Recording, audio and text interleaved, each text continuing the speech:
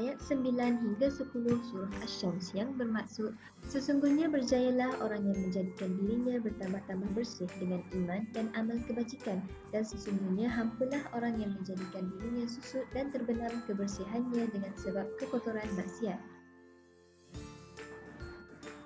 Pengertian Tazkiyatun Nafs. Tazkiyatun Nafs ialah satu usaha dan proses yang gigih dan bersungguh-sungguh untuk membersih dan menyucikan jiwa dari sifat-sifat yang tercela. Ianya melibatkan satu proses peralihan daripada jiwa yang kotor menjadi jiwa yang bersih. Antara punca kekotoran jiwa ialah tidak menjaga lisan, tidak menjaga perut dan kemaluan, marah yang keterlaluan, hasad dengki, mencintai dunia dan sifat takabur.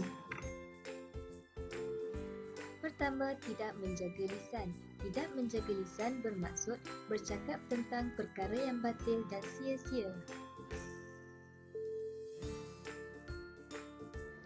Kedua, tidak menjaga perut dan kemaluan.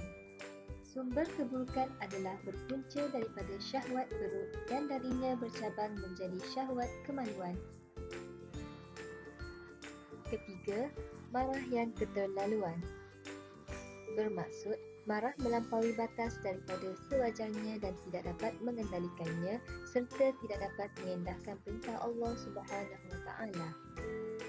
Keempat, hasad dengki.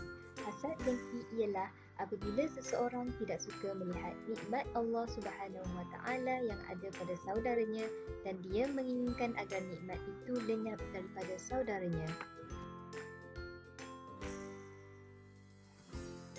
Kelima, mencintai dunia.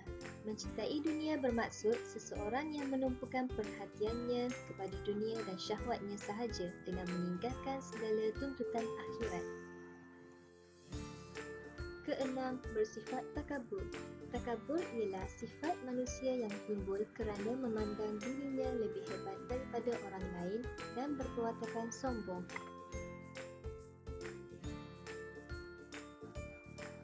Antara kaedah tazkiyatun nafs ialah menunaikan solat, berpuasa, membaca Al-Quran, berzikir, membayar zakat dan menunaikan haji.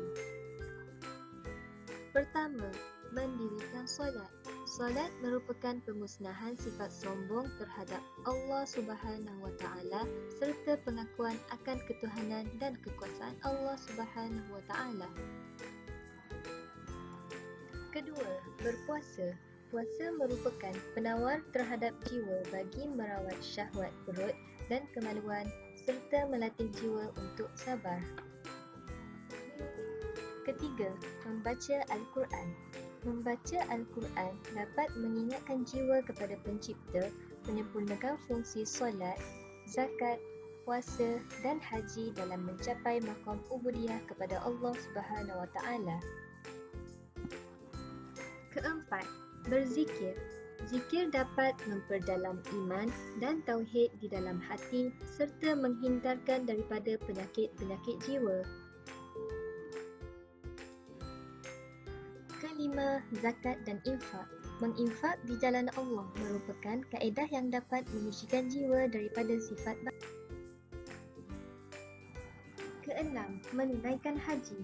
Merupakan satu ibadah yang dilakukan dengan menyerahkan diri kepada Allah, mencurahkan segenap harta serta melaksanakan syariat yang membawa kepada ketundukan kepada Allah Subhanahu Wa Taala. Fungsi tazkiyatun nafs.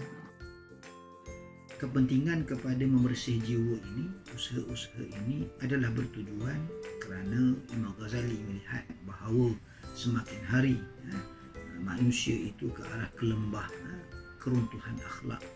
Maka untuk menghasilkan akhlak yang baik sebagaimana menjadikan Nabi SAW sebagai tauladan akhlak yang baik, maka bermula daripada amalan-amalan zikir dan sebagainya tadi akan menyebabkan seseorang itu hatinya bersih. Bila hatinya bersih dan dihiasi dengan sifat sabar, sifat tawakal, khauf, raja yang disebutkan oleh Imam Ghazali, dengan sifat-sifat yang baik-baik tadi akan menghasilkan akhlak yang sangat baik.